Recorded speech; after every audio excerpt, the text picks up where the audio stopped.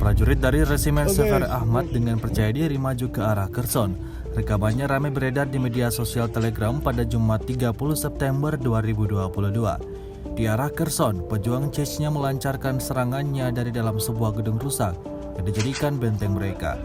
Di bawah komando bijak Khas Magomedov, tentara Chechnya membasmi fasis buruk dan menerobos garis pertahanan Rusia. Akibat serangan itu, Ukraina diklaim lagi-lagi alami kerugian besar. Pejuang Chechnya sangat menjaga wilayah Rusia. Mereka berjanji akan mengembalikan perdamaian ke Donbas.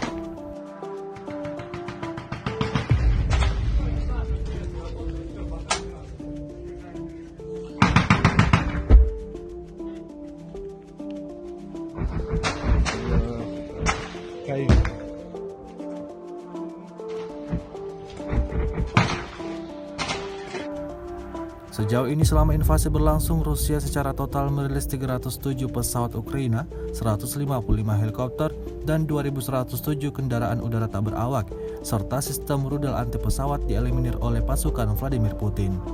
Sementara itu dari kubu Kiev, Kementerian Pertahanan Ukraina melaporkan 430 tentara Rusia dieliminir dalam sehari terakhir.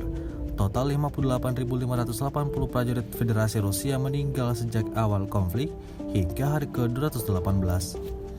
Terima kasih sudah nonton. Jangan lupa like, subscribe, dan share ya.